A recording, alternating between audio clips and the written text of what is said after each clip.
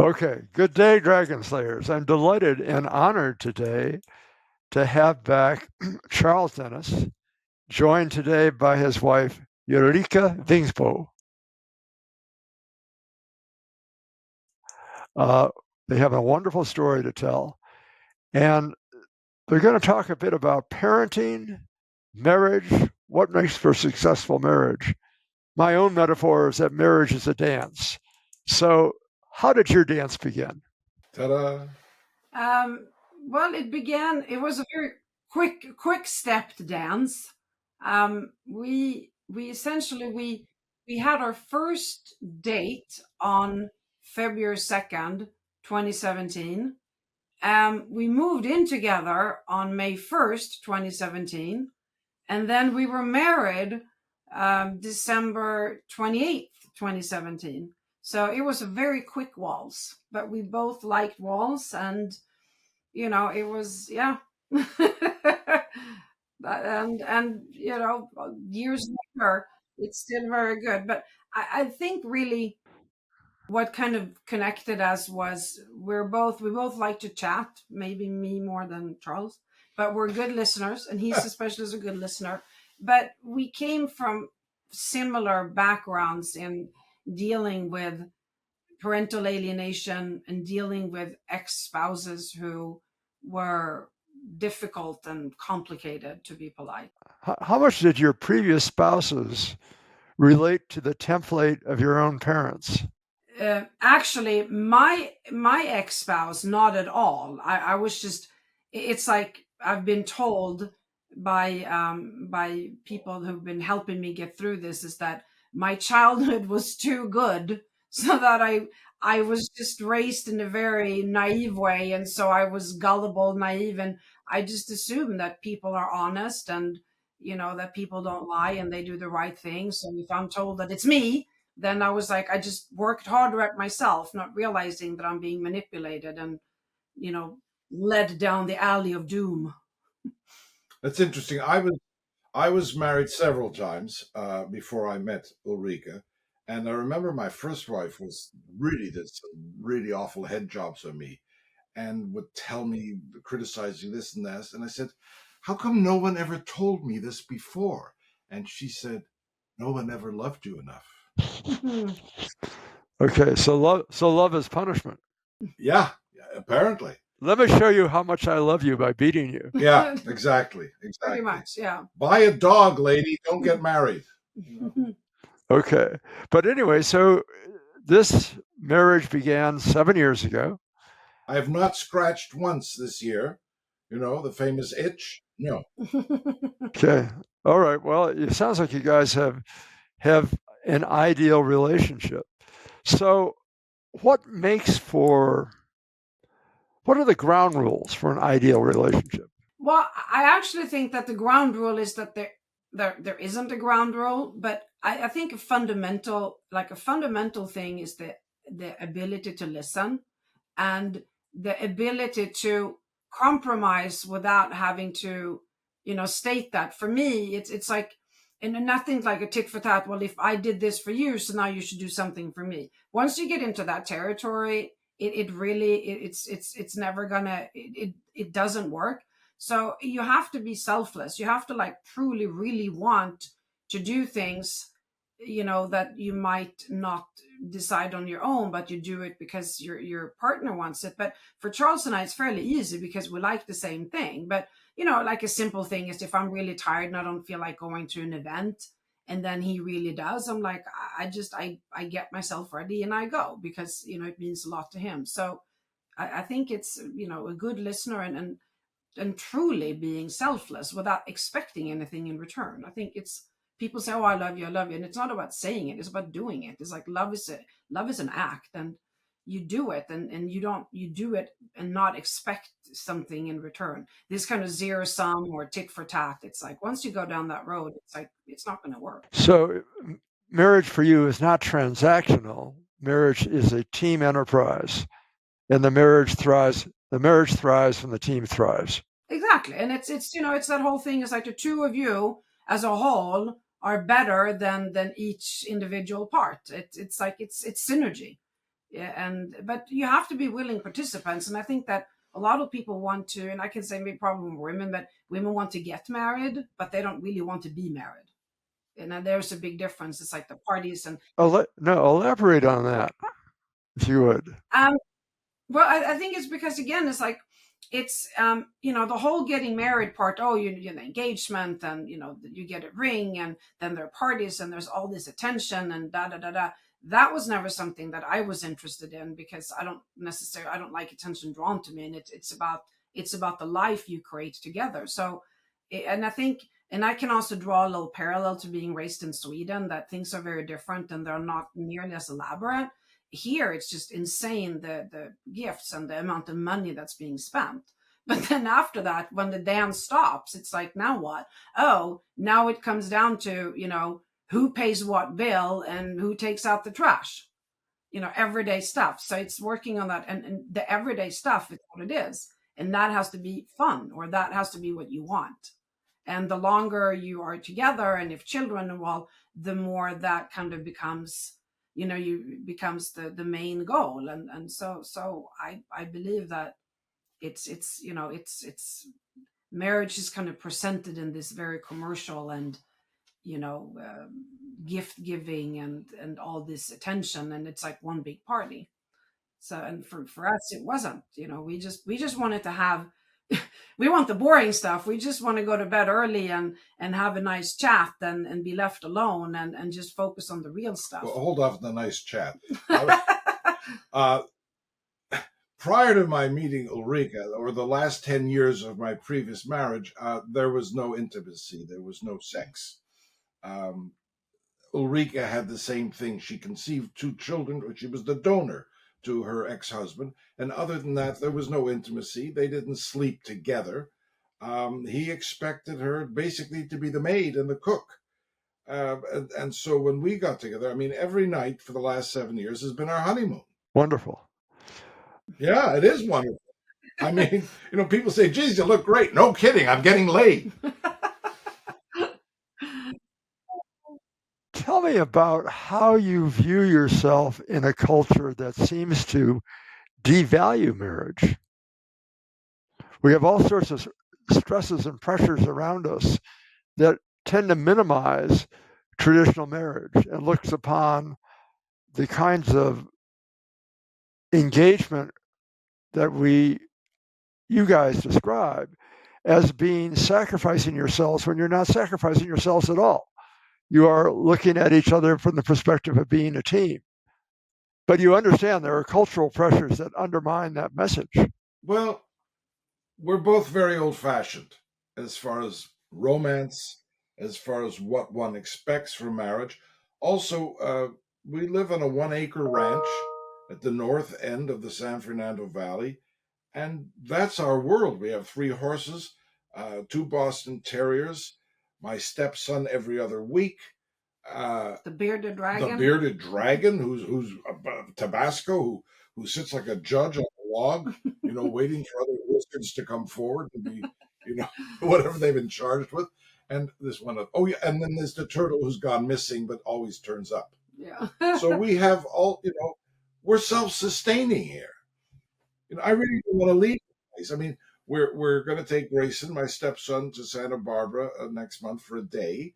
And then we're off to New York in July because Amazon, there's going to be a billboard in Times Square for 2 days all about my books. I'm thrilled to death with that. So, and we have a timeshare 1 week of the year in Cabo San Lucas. But other than that, I don't want to leave this place. And with this marvelous thing, where we see people now, we don't need to. But also, well, it's like Shangri-La, isn't it? I mean, we're never going to grow old. I mean, whatever. But when you leave Shangri-La, you can age rather dramatically. Exactly, it's terrifying. But I also think that and we started watching this show that about this con artist, and I was saying that, gosh, it's like it's amazing what can be done with technology, because you can impersonate people and you can pull something off a long time without meeting. And I mean, it's if you use technology in a responsible way, and AI in a responsible way, it can really open doors, but it's very dangerous. But I also think that the technology and in this kind of people are like, it's this instant gratification and it's now. And, I'm looking at my sons, how they grew up compared to me. And I think that, it's like, it's creating this, like, people get so, kids or youths are raised with this, there's so much information, so they get bored. And I think that it kind of creates this, this massive expectation on constant entertainment and, fulfilling desires and relationships, and especially marriage. I mean, what it comes down to is work. I mean, it's hard work, and it's discipline, and it's being respectful, and it's being honest. I love the D word, discipline. Anything worth having usually compels the investment of discipline. Right. And a lot of things, I mean, to me, success is about discipline. It really is. This and doing the right thing. And I study a lot in my doctoral studies about, management and organizations, about, the good old profitability being the bottom line. And not so much anymore. It's about sustainability. And I think that can be applied to, to organizations, but communities, to countries, to families, to relationships. And sustainability is discipline, and discipline is being a good person and doing the right thing. I mean, doing the right thing can vary, but in terms of, do good unto others and that's sustainability. And without that, you can have profitability, but you can't have, coercive profitability and sustainability. So I think sustainability is like the key word, because that's longevity and it's growth. And that's what it's about. And you have to do it without using a formula. It has to come from within. You see, Tom, this is why my marriage works. I don't need NPR. I don't need PBS. I have Ulrika and I listen. So one of the metaphors when I work with my patients and work with couples is the notion of the heroic quest, that I believe that to be extraordinarily successful, one needs to proceed on a heroic quest. Does your marriage have a heroic quest? Well, this is interesting. When my daughter has not spoken to me in 10 years, since it's 12 years this year, sorry. She was 13 when I was alienated from her, and she'll be 25. She was 13, she'll be 25 this summer. When Ulrika's boys moved in with us, the older boy, we had to fight to have him go and see his father. He begged not to go back. And now she hasn't had him under our roof for 5 years, 6 years now. Yeah, it was 20. So I'm writing a book called When We Lose Our Kids, which documents this alienation. And it's a terrible, terrible thing. So yes, if there's a quest here, if there's something to get the kids back, to get them back into our lives. Is it because they don't see you as you see yourselves? No, I mean, it's so the parental, so Ethne we don't know so much about because we have no contact with her. Carl, my older boy who's been alienated from us, I have occasional contact, and since he's a minor, I have to, keep working with my ex-husband, his father. And no, it has it. It does have to do with how Carl sees us, but the facts He's been alienated. But the whole thing is that those views are not fact-based, and they're not based on his own experiences. They're based on, years of brain manipulation and just down out lies from his biological father. And he has the father has been identified by the court-appointed assessor as a palpable, covert alienator. Yeah, it was shockingly clear to this, and she's a PhD, so highly educated, lots of experience, very well. She's a psychiatrist as well. Yeah, and so she was stunned. I mean, she really hadn't seen anything quite so bad in her 20-year career. So it's interesting you said it's like perceptions, because perceptions, I mean, they're subjective and they're based on experiences, or so you would think, but this kind of very diabolic behavior that a parent goes through to separate a child from the other parent. I mean, it's the highest form of child abuse, and you have to be really evil to pull that off, as well as in our case. So poor Carr, he's in a bad spot.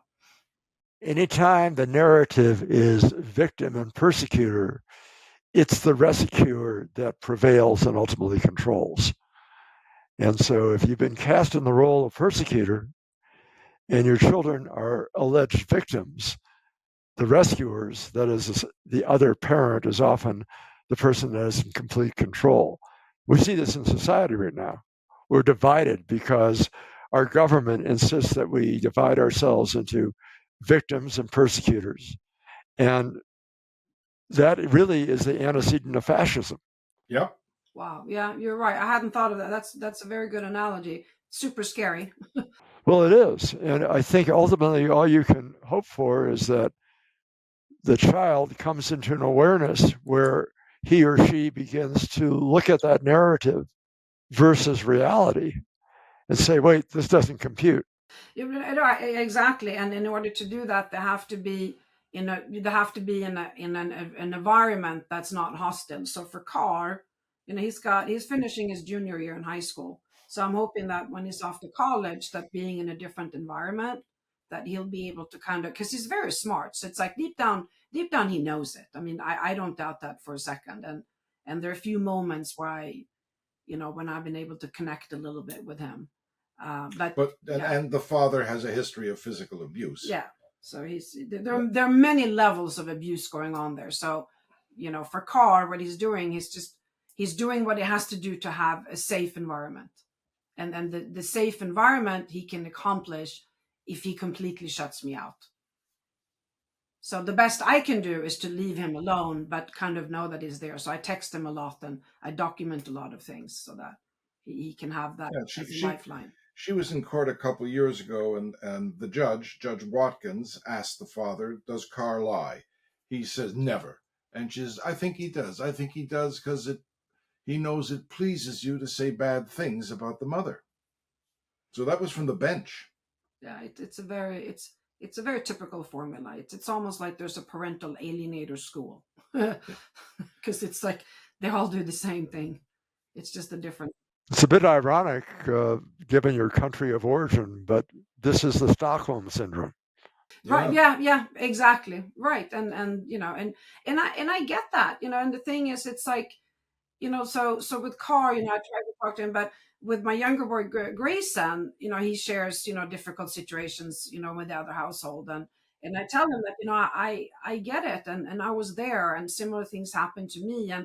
And that's too, I think back and, I'm like, oh, how can that be? But I did the same thing to have a peaceful environment. You at some point you do whatever you can to not have, a physical or even an emotional situation. You just want drama free. But, after some point, that doesn't work either, because then there's resentment because they don't get their supply. So, but yeah. So how much of the politics of envy is at work here? That is, you two seem to have an extraordinarily compatible, loving, reciprocal relationship.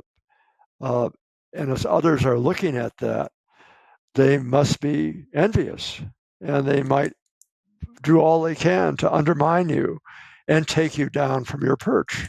Oh, absolutely. And that's something in my years of therapy now, because yes, there's an extraordinary amount of envy. And it took me a while to really realize that, because I couldn't understand. Well, he wasn't interested, and he didn't want to have the family he had, and he did everything he could to put me down and travel and not be home, and and I only know a little bit of all the things that he did. I mean, I'm sure there's a lot more. So then I was like, I thought actually, I mean, I wanted to leave for me, but I'm like, I thought I did the best thing for the entire family, and especially him. I'm like, he clearly isn't interested. But oh boy, that made, yeah. So the minute I turned up, suddenly he was interested. Well, he wasn't interested, but he didn't want it, but no one else should want it either. And so and I think that concept makes the envious even more, because it's conflicting. And this person is clearly narcissistic personality disorder, possibly sociopath. So it's the whole conflicting and needing the supply and the insecurity that really is at the bottom of everything. But absolutely, and I would say jealousy, but resentment, that's really the better description, that there's an extraordinary high level of just resentment and like hatred. He had me put in jail on a citizen's arrest. I was released after a few hours, and Tell us about that. How did that occur? we were living in the first rental house in Tarzana, and it was the day of the exchange. He brought car back, parked in our neighbor's driveway next to our house, and Ulrika said, "I don't want to deal with this. Can you go outside and get car?" So I did, and he was still doing whatever he does with car, in the vehicle. And I said, "Car, please come on." And he said, "Just a few more minutes." And I said, "No, it's time for him to go." And then he started taunting me about a young woman who was supposedly my daughter who wasn't. And I said, "She's not my daughter." And then he got evil and was going on about Ethne, my daughter, who I'm alienated from. And he said, "How's Ethne?" And I could show you the pharmacological list of the drugs poor Ethne was on. And he had his phone out by this time, and he had it in my face. And recording, yeah, without that's his MO. Because of my own history with my brother years ago, it just pushed a button. I grabbed the phone. He went, "That's assault." And I went inside and called 911, and the police arrived. By this time, I'd taken the phone back outside and thrown it on the lawn. And then the police came and they said, just sit here, Mr. Dennis. We'll take care of this. And they were gone for 5 minutes, and they came back and they said, "We're sorry. He insists on a citizen's arrest. There's nothing we can do." And I was handcuffed and taken to jail. And this was clearly a setup on his part, because he does nothing. He doesn't work. He has money from his family, and he sits there and just dreams up diabolical schemes all day.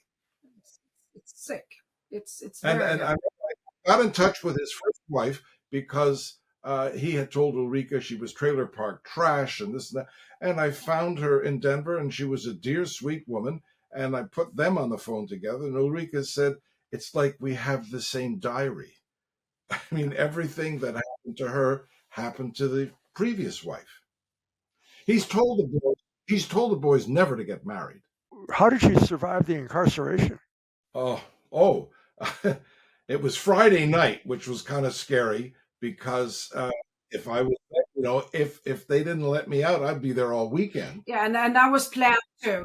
That because typically, if you get brought in on a Friday night, the earliest you can come out is Monday morning. But this wasn't a police arrest. The police didn't want to do it. But by grabbing that phone, it's considered assault, even though he never touched him, and even though at the time we could have, argued that we didn't authorize being filmed. And that's a big thing in California, that you need authorization, but they had to do it. But because of that, they pretty much just checked the box. So they booked him in, but I phoned them and they actually spoke to me on the phone, which is very unusual too. And they're like, "Don't worry, we just need to wait. There was something, they had to do one more thing, and he'll be out by 9 o'clock. And the other thing he did subsequently was he edited the video so that any mention of my daughter was not heard. And all it looks like is I'm suddenly, when I'm reaching out for the phone, but it looks like this. And so he then distributed this film, this doctored film, to look like it actually did assault him. He published it. So there are a lot of things that he did that, were kind of... But curiously, when they did that assessment I told you about, where he was identified as the alienator, the original video was restored because he knew it would not survive. I had 3 different professional editors look at it and say it's clearly been edited. But he doesn't think these things through past the minute of... and it's this constant, first of all, to spend your entire life coming up with these things, but then this constant pushing the pushing the boundaries. But so unfortunately, he is an attorney at law. He took his bar in Colorado. He's never practiced, but unfortunately, he does have the law degree, and he spends a lot of time researching the law and knowing exactly how you can push it. But one of these days he's gonna go too far, and like this video and the unauthorized video he kind of missed, and all the videos that he took of me, I clearly say, don't video me, I don't want to be videoed, leave me alone. And he's like really, really pushing me, thinking that that's going to demonstrate that I'm the crazy one. But By the way, isn't that considered an assault? yes, it is. But at the time I didn't know. But so I'm building all these things, because absolutely I have this where I'm saying, there may be no statute of limitations on those things. So there's a whole other.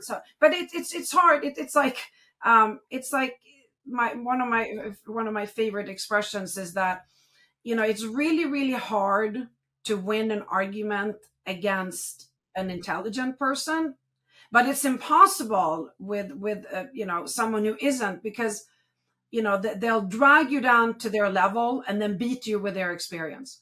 And it's the same thing with my ex. It's that he spent his whole entire life being like this, doing these things. So I can't dream these things up. I mean, it's like every time something dramatic and crazy happens, I'm like, oh my God, I'm like always blindsided, because I'm like, how does one person come up with these diabolical things? When Grayson was 4 and first living with us, he had a glass of water and it spilled accidentally on the dining table and he started shaking. And I thought, Grayson, it's okay. And then finally, I took my glass of water and spilled it on the table. I said, see, there's no big deal. But it was because of what the life is like at his father's house, where nothing can be spilled. He's an obsessive. He's a very disturbed human being. And I feel the victims here are the children. He's already succeeded in alienating one of them. And we're doing our best to keep Grayson, in the week he's not with us, to keep his head above water. And unfortunately, parental alienation is not a crime. And in California, I don't know if there's a state where it is, but it's not considered a crime, which is crazy. So even though he's been established a parental alienator, there really isn't a whole lot you can do, because it's not a crime. And the courts, the family courts, they're like, well, now, and for Carr, he's 16 and a half years old. He's like, he's too old. There's nothing to do. He doesn't want to go. It'll be too traumatic for him to change. I mean, so essentially, not only do these parental alienators not get punished, they actually get rewarded, because now they get what they want. So it's really sick. But what you're describing really is, in a functioning divorce where couples say, okay, we're not really fit for each other, but we want to do the best we can for our kids, you communicate. And you communicate on behalf of the children. On the other hand, if you're dealing with somebody who's a narcissistic and has motivation other than being child-centered, what you have is the child being delegated the responsibility of conveying the hostility. So the child is a messenger in that. And that's actually far more common in adversarial divorces than is often represented. I see it every day virtually.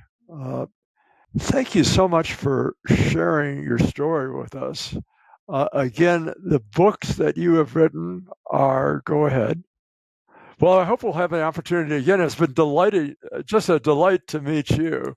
The partnerships, and those of you who wish to support this enterprise, for me, pick up a copy of Dragon Slaying, a guidebook for heroic self-transformation. Well, once again, thank you for sharing your story. And Charles and Ulrika, I look forward to further dialogues. You're a wonderful couple. I will expect next time to see you that you will also be color coordinated, because not only do we have the wisdom from you two, but we've got a fashion show. So it sounds quite wonderful. Okay, be well.